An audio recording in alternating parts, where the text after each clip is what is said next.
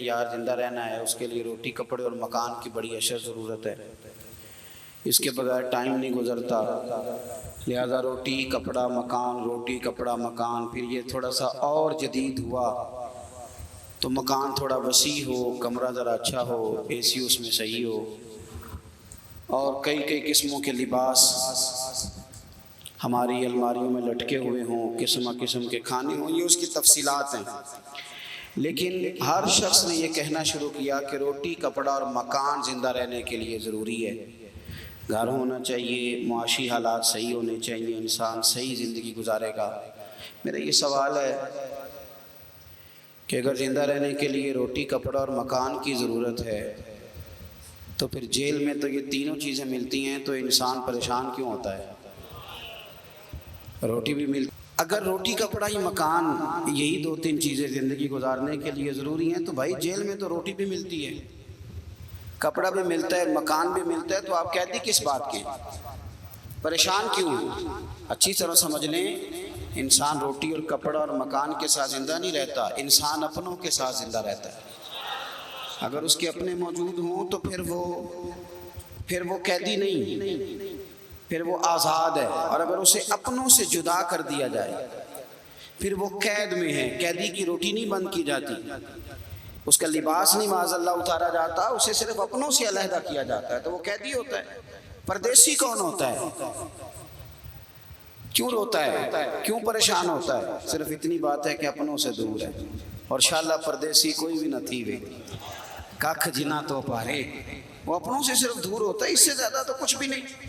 آپ اپنوں کے بیچ رہیں گے تو پھر آپ قید میں بھی نہیں ہیں، پردیس میں بھی نہیں۔ ہم نے کیا کیا ہے؟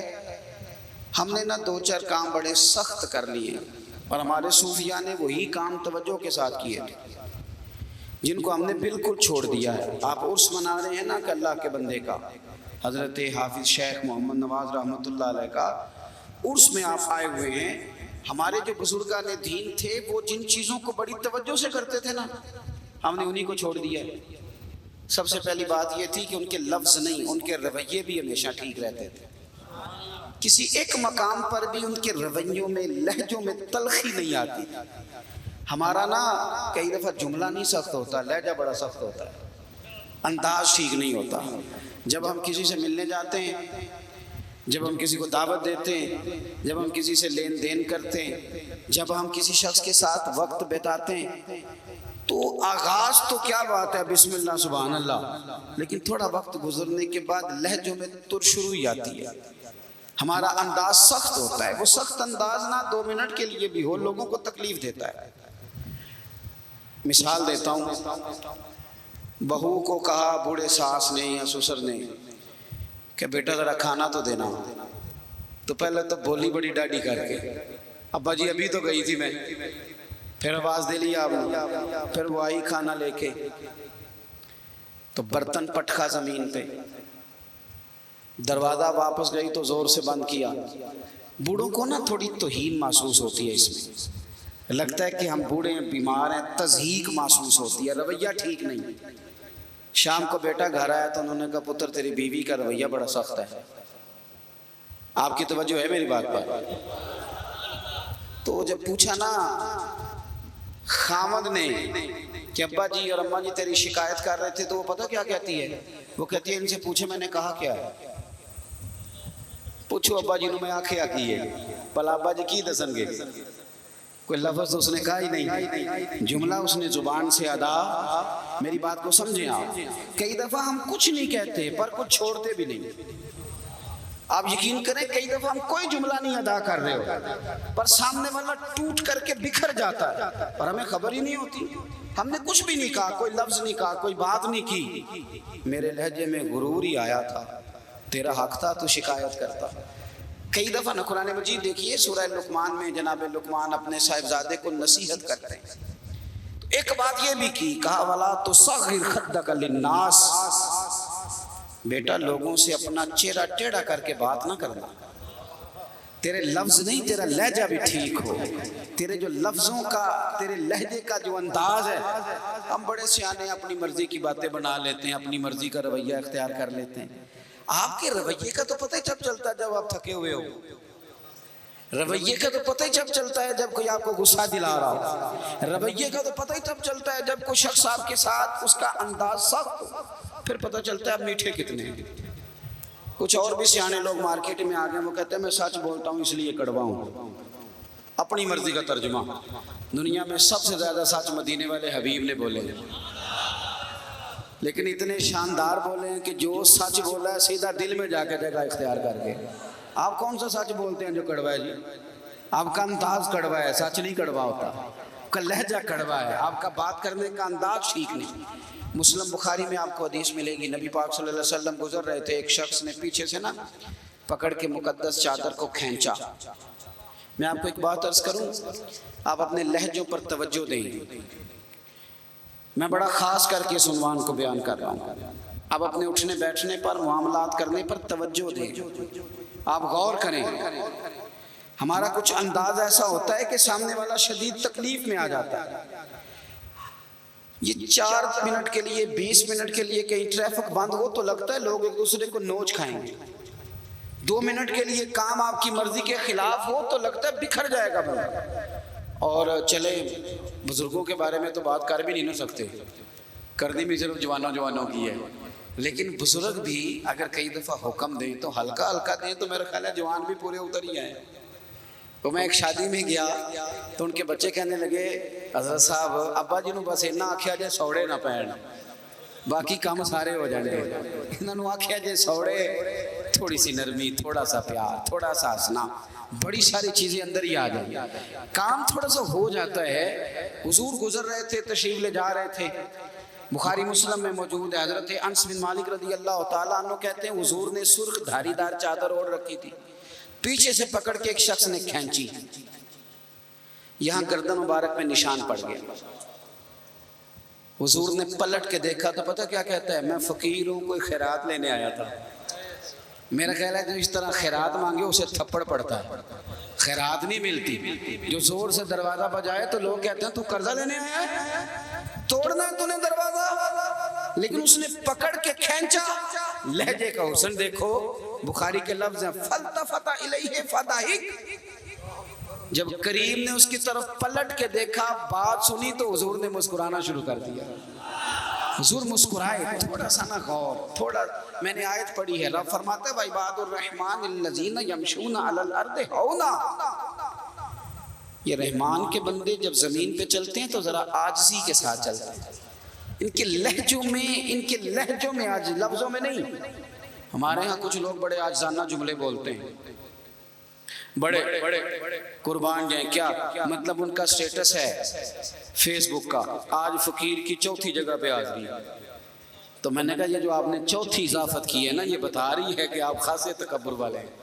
آپ بتا رہے ہیں کہ آج 4 لوگوں کے پاس میں گیا تھا، مجھے بلایا تھا، اب اس میں فقیر شامل کر لینا، اور جناب مطلب بڑا اونچا اعلان ایک شخص کر رہا ہے، کہہ رہا ہے فقیر کے پاس آ جاؤ، فقیر سارا کچھ کر دے گا۔ تو میں نے کہا جتنا اونچا آپ نے اعلان کیا ہے، فقیر نہیں امیر کہنا چاہیے تھا اپنے آپ، لفظوں میں نہیں کبھی بھی عاجزی ہوتی، آپ کا انداز عاجزانہ ہوتا ہے، آپ کا لب و لہجہ حسین ہوتا ہے۔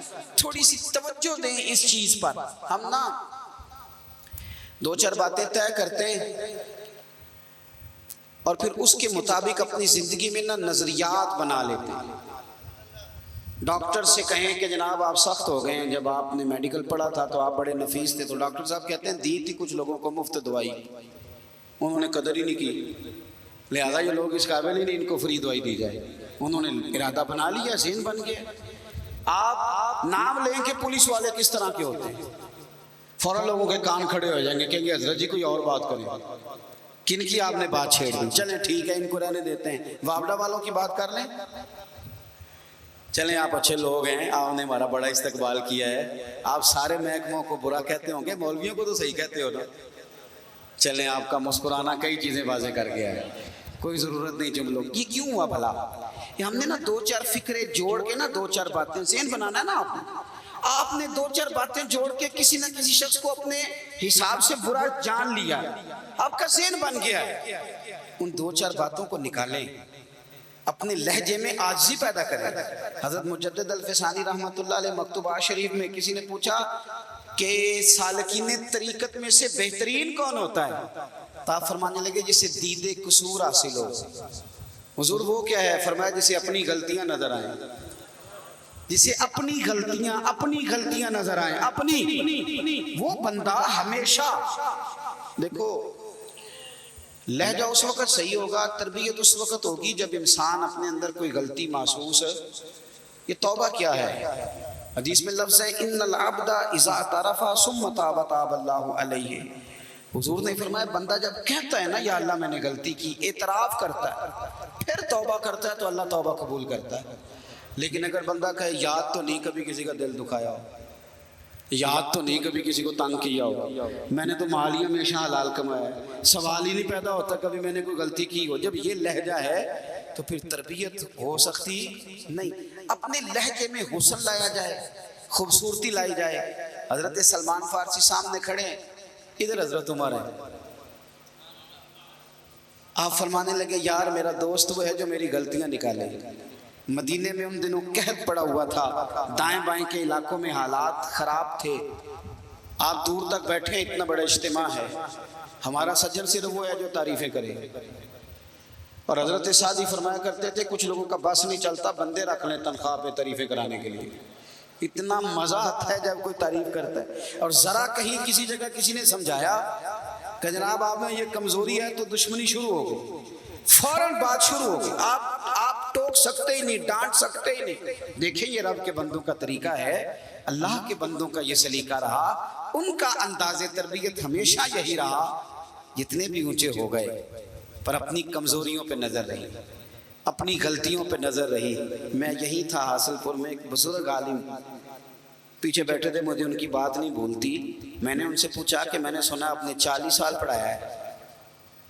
تو میرے کان میں کہنے لگے مولانا آپ دعا کرنا اللہ صرف 2 ہفتے کی میری نیکی قبول کر لے. شرط تو قبولیت ہے. اتنا احساس بڑی بڑی تقریروں میں اثر نہیں ہوتا. میرا تو جسم کانپنے لگا حضرت کی بات سن. اتنی بڑی بات کہنے لگے دعا کرنا 2 ہفتے کی، زیادہ نہیں، میری قبول کر لے. اگر وہ مان گیا نا 2 ہفتے کی قبول کر دے تو امید ہے پردہ پوشی ہو جائے گی، معاملہ بن جائے گا. بھائی حضرت عمر سامنے کھڑا کر کے حضرت سلمان فارسی سے کہتے ہیں حالات دائیں بائیں قحط کے تھے. فرمایا سلمان میرا دوست وہ ہے جو مجھے میری غلطیاں بتائے. ڈرنا نہ کہ امیر المومنین مزاج کے سخت ہیں تو کوئی بات کریں گے، میرے اندر کوئی کمزوری ہے تو بتا. تو یہ رحمان کے بندوں کی عاجزی ہے. حضرت سلمان فارسی کہنے لگے ہے نا غلطی آپ میں؟ کس نے کہا نہیں ہے نا. کہا وہ کیا؟ فرمانے لگے سارے لوگ قحط کا شکار ہیں اور مجھے کسی نے بتایا ہے کہ آپ سالن کے ساتھ چٹنی بھی استعمال کرتے ہیں. اب حکمران ہیں قوم کے، ایک وقت میں ایک چیز استعمال کریں آپ. یہ آپ کیا کرتے ہیں ان حالات میں؟ چلیں آسانی میں تو معاملہ اور رہا، ان حالات میں آپ یہ کام کر رہے ہیں. حضرت عمر کیا فرماتے ہیں؟ فرماتے ہیں سلمان رب تیرا بھلا کرے، تو نے کیسی توجہ کرا دی میری، تو نے کہاں لا کھڑا کیا مجھے، کتنا احساس ہے جو میرے دل میں پیدا ہوا. رب کے بندوں نے ہمیشہ اپنی زندگیاں عاجزی کے ساتھ. آگے قرآن کہتا ہے وَإِذَا خَاطَبَهُمُ الْجَاهِلُونَ قَالُوا سَلَامًا. ساری زندگی انہوں نے یہ نہیں کہا کہ آجا کر لے مناظرہ، آجا کر لے بحث، یہ نہیں کہا، بلکہ جب جاہل ملا تو انہوں نے سلوٹ کیا. ہر جگہ الجھاؤ پیدا کرنا، ہر بندے سے بحث کرنا، ہر ایک شخص سے الجھ جانا، یہ رب کے بندوں کا طریقہ نہیں ہے. ہم نہ اتنی بحث کرتے ہیں، اتنی بحث کرتے ہیں. آپ کو پتہ ہے بخاری مسلم میں حدیث ہے، ایک دن نبی پاک صلی اللہ تعالی علیہ وسلم سے لوگوں نے کچھ زیادہ سوالات پوچھے تھے تو حضور ممبر پہ بیٹھ گئے تھے. ضرورت کا مسئلہ تو حضور خود فرماتے تھے پوچھو، اور پوچھ کر حضور نے جلال میں فرمایا پوچھو مجھ سے جو پوچھنا ہے. تو ایک شخص نے پوچھا میرا باپ کون ہے؟ فرمایا وہی ہے جس کی طرف تم منسوب ہے. اور جب دوبارہ حضور نے جلال میں کہا نا پوچھو، بار بار جو سوالات ہو رہے تھے، تو حضرت عمر اپنے دونوں گھٹنے زمین پر رکھ کے بیٹھ گئے. کہنے لگے حضور معاف کر دے، رضیت باللہ ربا وبالاسلام دینا وبسیدنا ومولانا محمد نبی و رسولا. کہا یا رسول اللہ ہم بڑے راضی ہیں کہ اللہ ہمارا رب ہے، ہم اس پر بڑے راضی ہیں کہ اسلام ہمارا دین ہے، اور ہم اس پر بڑے راضی ہیں کہ محمد صلی اللہ علیہ وسلم ہمارے نبی اور رسول ہیں. حضور معاف کر دے، غلطی ہو گئی. حضور صلی اللہ علیہ وسلم نے وہاں فرمایا تم سے پہلی قومیں ہلاک ہو گئی کہ وہ اپنے نبیوں سے کثرت سے سوال کرتی تھی. تم وہی کام کرنا چاہتے ہو؟ اتنے یار پیسے ہماری اتنی پیسے، ضرورت کا مسئلہ ضرور پوچھیں کس نے منع کیا، لیکن ایسی پیسوں کا دروازہ کھولنا، ایسی ابحاث کرنا، یہ ہمارے بزرگوں کا یہ طریقہ نہیں تھا۔ وہ تو ایک جملے میں ساری زندگی گزار دیتے، ایک جملے میں ساری زندگی، ایک جملے میں۔ خواجہ معین الدین چشتی رحمۃ اللہ علیہ کی بات کر رہے تھے حضرت شیخ خواجہ قطب الدین صاحب بختیار کاکی رحمۃ اللہ علیہ، فرماتے مجھے ایک دن بلایا، کہنے لگے پتر ادھر آ، یہ کچھ لوگ دکھانے کے لیے بھی پھٹے کپڑے پہنتے ہیں نا، پھٹے کپڑے پہننا بھی ریاکاری ہے۔ میں صحیح کہہ رہا ہوں، کئی دفعہ پھٹے کپڑے پہننا بھی ریاکاری ہے۔ وہ حضرت عبدالواحد زید رحمۃ اللہ علیہ خواجہ حسن بصری کے پاس گئے تو کپڑے بڑے پھٹے پرانے، امامے کا حال ہی کو نہیں، جوتے ٹوٹے ہوئے۔ تو آپ نے فرمایا یہ کیا ہے تیرے اوپر تو اللہ کا فضل ہے؟ عرض کہ حضور بس طبیعت نہیں مانتی۔ فرمایا طبیعت نہیں مانتی تو لوگوں کو کہنا چاہ رہا ہے میرے پاس کپڑے کوئی نہیں، کوئی خرید کے دے دو۔ یہ جو فقیری تو کر رہا ہے یہ اصلی ولی نہیں ہے۔ یہ تیرا کیا طریقہ ہوا؟ درویش تو وہ تھے کہ گھر شام کو روٹی نہیں ہوتی تھی لیکن کپڑا صحیح پہن کے نکلتے تھے۔ وہ کہتے تھے یہ ہمارا اور ہمارے رب کا راز ہے، لوگ ہمیں فقیر نہ سمجھیں، کوئی ضرورت مند سمجھ کے لینے نہ آ جائے، آپ کھڑے ہوں، سمجھیں ان چیزوں کو۔ حضرت خواجہ قطب الدین صاحب بختیار کاکی رحمۃ اللہ علیہ سے فرمایا، خواجہ معین الدین صاحب نے ایک نصیحت کی، وہ کہتے ہیں ساری زندگی میں نے لنگر نہیں ختم ہونے دیا۔ خواجہ معین الدین صاحب رحمۃ اللہ علیہ نے فرمایا تھا قطب الدین فقیری اس طرح کرنا کہ بادشاہی معلوم ہو، فقیری اس طرح کی کرنا کہ بادشاہی معلوم ہو، لوگوں کو روٹی ملے تیرے پاس آئے۔ تو میرے عزیز بہت ساری ابحاث، بہت ساری بحثیں، یعنی ہماری اپنی جماعت کے لوگ بھی نا ان کے پاس دلائل ہوتے ہیں، پر ہر سال آ کے پوچھیں گے میلاد جائز ہے؟ تو میں کہتا ہوں کتنے سال ہو گئے تو پوچھ دیں، اور آپ ہی بار بار پوچھ رہے۔ اب تو ہم سے یہ پوچھا کرو، یہ نہ پوچھا کرو میلاد جائز ہے کہ نہ جائز ہے، وہ تو معاملات طے ہو گئے۔ اب تو یہ پوچھا کرو کہ میلاد کا لنگر وضو کر کے پکانا چاہیے کہ بغیر وضو کے بھی پک جاتا ہے۔ اب تو آپ اگلی بات پوچھیں، کہاں کب تک یہاں اڑے رہنا ہے؟ تھوڑا آگے بھی نکلیں بھائی، بہت زیادہ الجھاؤ، بہت زیادہ بحث، اور ہر بندے کے منہ لگنا فلانے نے کہہ دیا تھا تو جواب میں آپ بھی کچھ کہہ دیں، بھائی اسے کہنے دو، ہر ایک کے منہ تھوڑی کوئی لگے گا وہ نا۔ عارف رومی فرماتے ہیں گدھے گھوڑے کی بحث ہو گئی آپس میں۔ گھوڑا کہنے لگا آسمان کا رنگ نیلا ہے، گدھا کہتا تھا نہیں کالا ہے۔ کیا رنگ ہوتا ہے ویسے آسمان کا؟ چلو تھوڑی مہربانی تسی بولے تھے آؤ، ورنہ میرے سنی نے ایک ہی سبق یاد کیا ہوا ہے کہ میں تیڈا پڑھیا ہی نہیں، میں اتنا ہی سبق یاد ہے، اس سے آگے کوئی شے نہیں۔ آپ سے بندہ پوچھے کہ کبھی جمعہ نہیں پڑھا، کبھی کسی محفل میں نہیں گئے، اتنا کچھ پڑھا ہے یاد نہیں رکھتے۔ آپ یاد رکھا کریں، بہت ساری چیزیں نفع دیتی۔ گدھے گھوڑے کی بحث ہو گئی، گدھا کہتا ہے آسمان کا رنگ کالا ہے، گھوڑا کہتا ہے نیلا ہے۔ یہ بحثیں جو ہوتی ہیں یہ ختم کوئی نہیں ہوتی، جواب الجواب کے سلسلے کبھی بھی ختم یہ چلتے، اس میں لوگوں کو مزہ آتا ہے۔ پچھلا زمانہ جو تھا اس میں اخبار وہ زیادہ بکتا تھا جس میں ایک دوسرے کے مخالف مضمون لکھے جاتے، وہ ٹائم پہ جلدی لوگ خریدتے۔ بحث طویل ہو گئی، ختم ہی نہیں ہوتی، آخر نہ فیصلہ شیر کے پاس چلا گیا۔ شیر جنگل کا بادشاہ تھا، اس نے دونوں کی بات سنی، کہنے لگا گھوڑے بات تیری ٹھیک ہے، آسمان کا رنگ نیلا ہی ہے، بات بھی تیری ٹھیک ہے پر تجھے عمر قید کی سزا ہے۔ اس نے کہا بادشاہ جب بات میری ٹھیک ہے تو سزا کاہے کی؟ اس نے کہا سزا اس بات کی کہ تو نے گدھے سے بحث شروع کر دی ہے، تو بڑا ہی بے وقوف آدمی ہے، کبھی کسی نے گدھے سے بھی بحث کی ہے؟ وَإِذَا خَاطَبَهُمُ الْجَاهِلُونَ قَالُوا سَلَامًا۔ حضرت سعدی شرازی فرمایا کرتے تھے 40 عالم بیٹھے ہوں، عالم ہوں شرط ہے، انما یخشی اللہ من عبادہ العلماء۔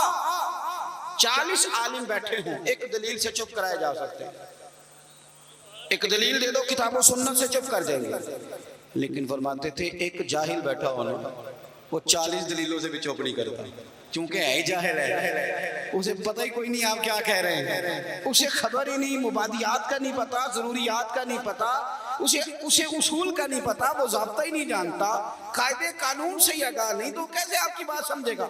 اس لیے الجھاؤ نہیں میرے دوست، بحث نہیں، اپنا مزہ لیں۔ دیکھو آپ ایک بندے نے ایک بات کی، آپ نے جواب میں 3 اس کے ساتھ باتیں کی، پھر اس نے 6 کر دی، اب آپ کو 9 کرنی پڑیں گی، پھر جب آپ نے 9 کی تو 12 کرے گا. اس طرح نا آپ اس کو لاجواب نہیں کر سکتے. صرف ایک طریقہ ہے لاجواب کرنے کا. یہ جوان توجہ کریں بالخصوص. ایک طریقہ وہ کیا؟ آپ چپ کر دیں. یہ تجربہ کر کے دیکھیں تو صحیح. یہ تجربہ تو کریں. وہ بول رہے آپ چپ ہیں, پھر بولتے آپ چپ ہیں, پھر بولتے آپ چپ ہیں. پتہ آخر میں وہ کیا کہے گا؟ کہے گا میں پاگل ہوں. ہنسنا نہیں مسجد میں اونچا, میں پاگل ہوں. وہ تو جواب ہی نہیں دیندا. تو اسے کہو چپ رہے کہ تو کسی کو پاگل کیا جا سکتا ہے, بول کے تو پاگل ہی کوئی نہیں ہوتا. وہ کہے آخر تو بولتا کیوں نہیں؟ تو کسی درویش نے کہا تھا کہ جتن جتن تے ہر کوئی کھیڈے تو ہارن کھیڈ فقیرا, اور جتن دا مل کوڈی پیندا ہی ہارن دا مل ہیرا. تو کبھی کبھی چپ بھی رہیں, کبھی کبھی خاموش بھی ہوں, کبھی نہ برداشت بھی کریں. ہمارے جو صوفیاء تھے, اولیاء تھے, اللہ کے بندے تھے, ہر شخص سے بحث نہیں کرتے تھے.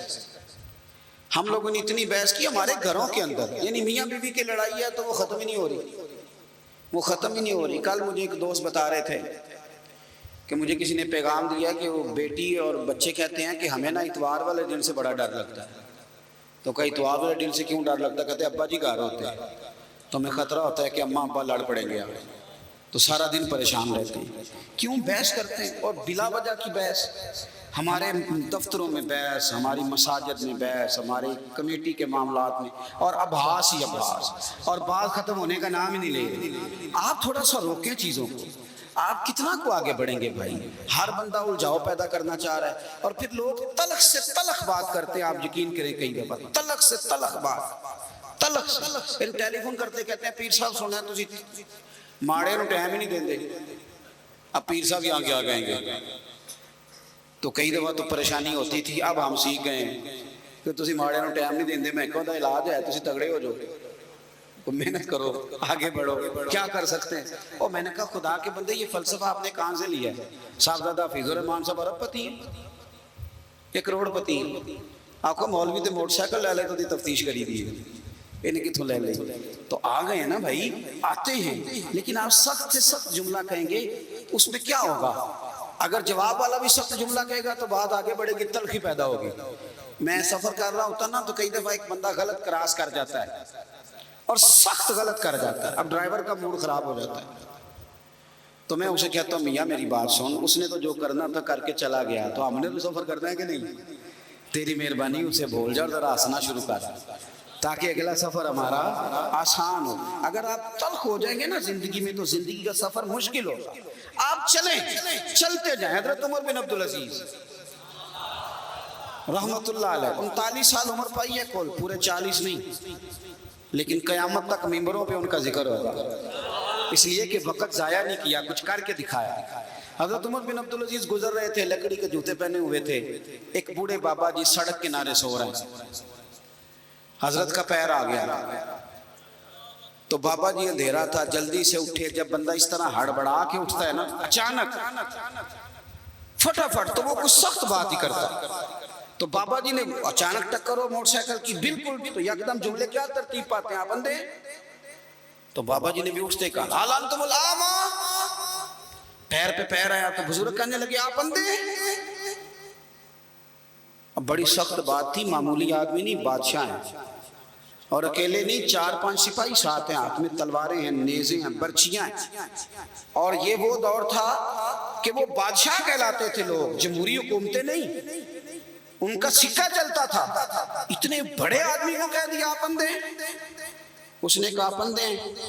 تو حضرت عمر بن عبدالعزیز نے ہلکا سا مسکرائے,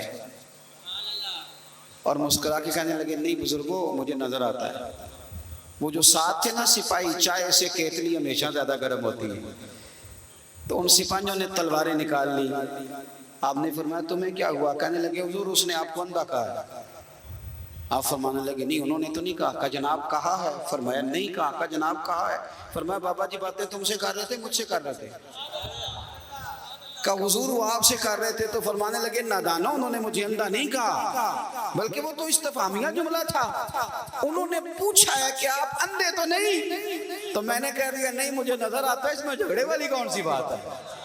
یعنی جتن جتن تے ہر کوئی کھیڑے نا, کدی ہارن بھی تے کھیڑ فقیرا, اور جتن دا ملک اڈی پہ گئی. ہارنڈا مول ہیرا. کسی جگہ کوئی ایسا سٹیٹس ہو, کوئی ایسی جگہ ہو, آپ ہر مقام پہ اگر جہالت ہی کریں گے اور جاہلوں سے ہی آپ بحث کریں گے تو وہیں کے وہیں رہ جائیں گے, پھر تو آگے بڑھ ہی نہیں سکتے, کوئی کام آپ سے ہو ہی نہیں سکتا. نبی کریم صلی اللہ علیہ وسلم تشریف فرما ہے, جناب صدیق اکبر ہے. ایک بندہ بار بار حضرت صدیق اکبر رضی اللہ تعالیٰ عنہ پہ تنقید کر رہا ہے, بار بار. حضور خاموش ہے. جب اس نے حد کر دی تو حضرت صدیق اکبر بولے, فرمایا تو غلط کہہ رہا ہے, میں اس طرح کا نہیں ہوں. آپ نے بات کو گہرائی سے سمجھنا ہے اور خدا را ضرور سمجھنا, اسے تقریر نہ سمجھنا جذبات کا اظہار کر رہا ہے. ایسے تلخ تلخ لوگ, آپ یقین کریں ہم عقیدہ لوگ, ایک عقیدے, ایک نظریے, ایک جماعت کے لوگ, لیکن ایک دوسرے سے دوریاں. ہمارے رویوں نے اس طرح کر دیا ہے کہ ایک شخص اکیلا ہی زندہ ہے, بس وہی ٹھیک ہے, اس کے علاوہ کوئی بھی نہیں. اتنی دوری یار, وہ امت جس کی 80 صفیں ہونی ہے قیامت کے دن, جو نظر آئے گی پوری دنیا میں کہ یہی امت ہے, وہ اس طرح ٹوٹ ٹوٹ کے بکھر رہی ہے. ہم درگزر کرنے کو تیار ہی نہیں, وہ باتیں کر رہا ہے. جب حضرت صدیق اکبر نے جواب دیا تو کریم محبوب اٹھ کے چلے گئے.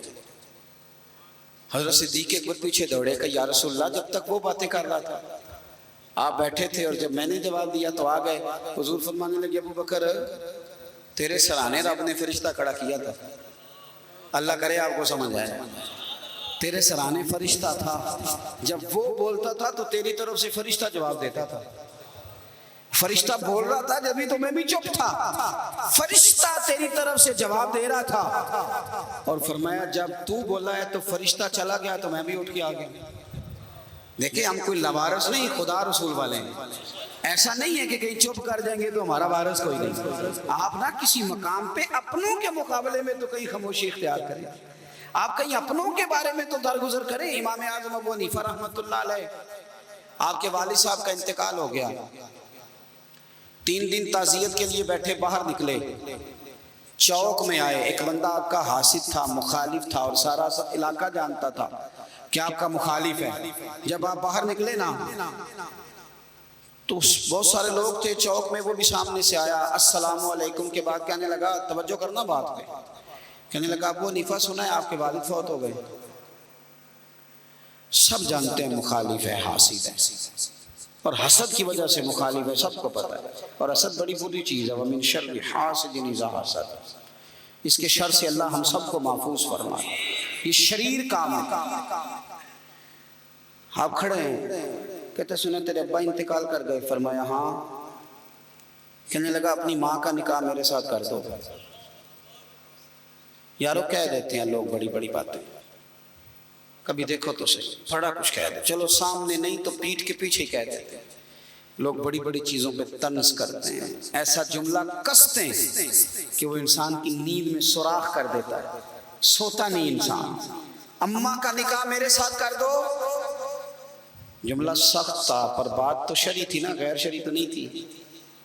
تو امام صاحب کے ساتھ جو شاگرد تھے, عقیدت مند تھے, ارادت مند تھے, انہوں نے تلواریں نیام سے نکالنی. فرمایا چپ کر جاؤ بھائی, ہم کو لوارث ہیں, چپ تو کرو نا یار, کہیں سہنا تو سیکھو, کہیں برداشت تو کرو, کہیں کچھ تمہیں لوگ کہیں گے, کس کس کو راضی کرو گے. حضرت امام صاحب رحمۃ اللہ علیہ نے ساری ہمت سمیٹی, آنسو جو چمکے تو ان کو بھی دامن میں سمیٹ لیا, ہمت جمع کر کے کہنے لگے میاں تم نے کہا ہے میں اپنی ماں کا نکاح تیرے ساتھ کر لوں تو عدت گزر لینے دے, میں تیرا نام لے کے اماں سے بات کروں گا, اگر وہ تیرے ساتھ نکاح کرنا چاہے تو مجھے اعتراض کوئی نہیں. ہوئے ہوئے ہوئے, دل دریا سمندروں ہی ڈونگے, کون دلاں دیاں جانے. دل تو ٹوٹ گیا نا, بکھر کہہ دیتے ہیں یار. کئی دفعہ جس نے 40 سال بھی قرآن پڑھایا ہو, مسجد نے ڈیوٹی کی ہو, اس شخص کو بھی کئی دفعہ لوگ مسجد کے دروازے پہ کھڑے کر کے بات کر دیتے ہیں. بڑی تکلیف ہوتی, بڑی تکلیف ہوتی ہے بعض اوقات. بڑے بڑے لوگوں کو لوگ کہہ گزرتے ہیں. حضرت امام صاحب فرمانے لگے عدت بیت لینے دے, تیرا نام لے کے بات کروں گا, تیرے ساتھ نکاح کرنا چاہے تو مجھے اعتراض کوئی نہیں. یہ کہہ کے اپنے دوستوں کے بازو تھامے اگلے چوک میں گئے. وہ بندہ دھڑام سے زمین پہ گرا, اعتراض کر دھڑام سے گرا, روح ہی پرواز کر گئی. لوگ کہنے لگے حضور اسے کیا ہوا؟ آپ فرمانے لگے اس نے سمجھا تھا میں لوارث ہوں، اسے کچھ بھی نہیں ہوا۔ ابو حنیفہ کے صبر نے اس کی جان لے لی، کہ میرے صبر نے جان لے لی۔ تیرا صبر کئی دفعہ جان لے لے گا، تیرا صبر، تیرا حوصلہ، تیری دلیری۔ آپ اپنی زندگی میں یہ کریں نا بھائی، کیا ماجرا ہے؟ ہم ہر وقت جو ہے کسی جگہ بھی عاجزی نہیں دکھاتے، کسی مقام پہ کہیں مان جایا کریں چپ کر کے۔ امام زین العابدین، ایسے ہی بات پہ بات یاد آ گئی، زیادہ باتیں نہیں کرنی، بس سمیٹنے لگا ہوں۔ امام زین العابدین مسجد نبوی سے نکلے، جس مسجد کی اصل وارث امام زین العابدین ہے۔ مسجد شریفہ سے نکلے تو ایک بندہ پیچھے ہو لیا، بادشاہ نے پیسے دیے، معاذ اللہ وہ امام صاحب کو برا بھلا کہہ رہا ہے۔ یہ مزہ ہے، کبھی اسے لے کے تو دیکھیں، یہ بھی ایک مزہ ہے، یہ بھی ایک سرور ہے کہ آپ کو برا کہے آپ برداشت کر رہے ہیں، لیکن شرط یہ ہے کہ آپ مخلص ہوں۔ قرآن کہتا ہے یجاہدون فی سبیل اللہ ولا یخافون لومۃ لائم ذالک فضل اللہ۔ فرمایا لوگ اللہ کے راستے میں جہاد کرتے ہیں، لوگ انہیں برا کہیں تو پرواہ نہیں کرتے۔ ذالک فضل اللہ یؤتیہ من یشاء، یہ ان پر اللہ کا فضل ہے، اور یہ فضل رب جسے چاہے اسے عطا کرتا ہے۔ اللہ اکبر۔ حضرت امام صاحب گزر رہے ہیں تو اس نے برا بھلا کہنا شروع کیا۔ امام صاحب جن قدموں سے چلتے تھے وہ چھوٹے کر دیے، قدم چھوٹے چھوٹے، زیادہ باتیں کر رہے۔ امام صاحب کا گھر آ گیا، وہ بندہ تھک گیا، کہتا تو بولتے ہی نہیں۔ گھر آ گیا تو آپ فرمانے لگے کوئی بات رہ گئی ہو تو کر لے، میرا گھر آ گیا۔ وہ کہتا ہے مجھ پر تو کسی نے بجلیاں ہی گرا دی، پہلے میں نے اخلاق سنا تھا، اب میں نے اخلاق دیکھ لیا۔ بجلیاں گر گئی، سناٹا چھا گیا۔ جب میں سختے میں آ گیا نا، ہم تو دشمن کو بھی پاکیزہ سزا دیتے ہیں۔ کہتے ہیں جب میں پورے سختے میں آیا تو امام زین العابدین کہنے لگے ٹھہر جا ذرا، جانا نا۔ اندر تشریف لے کے ایک بوتل سرکے کھلائے، ایک شہد کھلائے، اور مجھے تھما کے اندر لمبی بات پھر بھی کوئی نہیں، میرے ہاتھ میں تھما کے کہنے لگے کہ لے جا، میرے دادا مولا علی نے فرمایا تھا پتر جو دروازے تک آئے اسے خالی نہیں بھیجا کرتے، یہ لے جا تیری مہربانی، تحفہ ہے رکھ لے۔ وہ شخص کہتا ہے امام صاحب پلٹ کے اندر جانے لگے تو میں قدموں سے لگا اور پیر چوم کے کہا حضور وہ تو کسی بدبخت نے میری ڈیوٹی لگائی تھی، قربان جاؤں۔ قریب آ کے پتہ چلا ہے اگر نواسے کے اخلاق کا یہ حال ہے تو محمد عربی کا اخلاق کس طرح کا ہو، رسول کائنات علیہ السلام کے اخلاق عالیہ کا حسن کیا ہوگا۔ آخری بات یہ ہے کہ والذین یبیتون لربہم سجدا وقیاما، نری تقریریں نہیں، نری باتیں نہیں، رب کے بندے رات سجدے اور قیام میں گزارتے ہیں۔ آپ نہ لوگوں کو کتنے بھی دکھ بتائیں گے تو کمزور ہوتے جائیں گے، جتنا آپ لوگوں کے سامنے اپنی پریشانیوں کا ذکر کریں گے کمزور ہوں گے، اور جتنے دکھ مصلی پہ بیٹھ کے رب کو بتاؤ گے طاقتور ہوتے جاؤ گے، طاقتور ہوتے جاؤ گے۔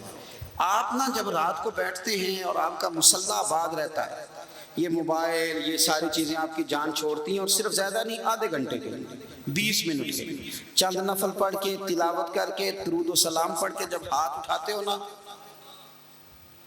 تو آپ کو اللہ روحانی قوت دیتا ہے۔ یہ جو سجدے کا نور ہوتا ہے یہ بندے کو طاقتور کرتا ہے۔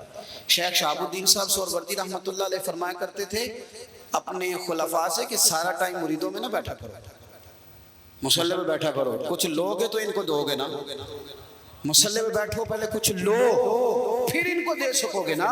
بھائی اپنا مصلی، اپنی دعا، اپنی عبادت، اس پر آپ توجہ کریں۔ ہم نہ سارے خلوتوں کے قائل ہیں، مجلسوں کے قائل ہیں، محفلوں کے قائل ہیں، آنا جانا بیٹھنا گپ شپ اس کے قائل ہیں۔ تنہائی جس کی پاک ہوتی ہے وہ بن جاتا ہے، جس کو اکیلے میں رب رب کرنا آ گیا وہ بچ گیا۔ آپ کی تلاوت، آپ کی عبادت۔ جنگ ہو رہی تھی سلیبی، تو صلاح الدین ایوبی بڑے پریشان تھے۔ رات کو مسجد اقصیٰ میں ایک بزرگ سے ملاقات ہوئی تو روئے۔ بزرگوں نے کہا کیوں روتے ہو؟ تو عرض کرنے لگے حضور پہلے مسلمانوں کے پاس اسلحہ کوئی نہیں، اب عیسائیوں کا ایک بحری بیڑا اسلحے کا بھرا ہوا آ رہا ہے، اگر وہ بھی آ گیا تو بڑا نقصان ہوگا۔ تو بزرگ فرمانے لگے چل تو بھی اللہ سے دعا کر، میں بھی کرتا ہوں، کیونکہ دعا مومن کا ہتھیار ہے، تو بھی مانگ میں بھی مانگتا ہوں۔ وہ بزرگ کہتے ہیں میں تو چلا گیا، تہجد کے وقت آیا تو صلاح الدین ابھی بھی اسی مصلی پہ تھے، اسی جگہ رو رہے تھے, دعا مانگ, تھوڑی دیر کے بعد ہنستے ہوئے اٹھے. ایک بندے نے کان میں کچھ کہا, ہنستے ہوئے اٹھے. میں نے کہا کیا ہوا؟ کہنے لگے حضور مبارک ہو, وہ بحری بیڑا تو ڈوب گیا پانی میں, وہ تو غرق ہو گیا.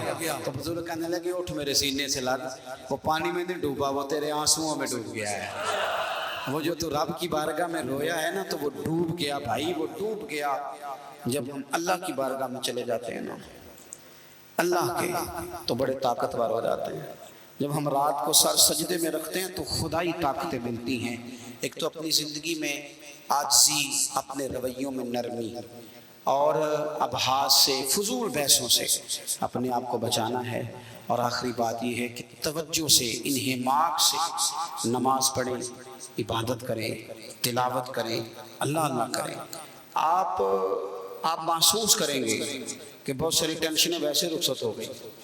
آپ محسوس کریں گے کہ بہت سارے کام آتے ہیں پر آپ سے ٹکراتے ہیں تو پاش پاش ہو جاتے ہیں.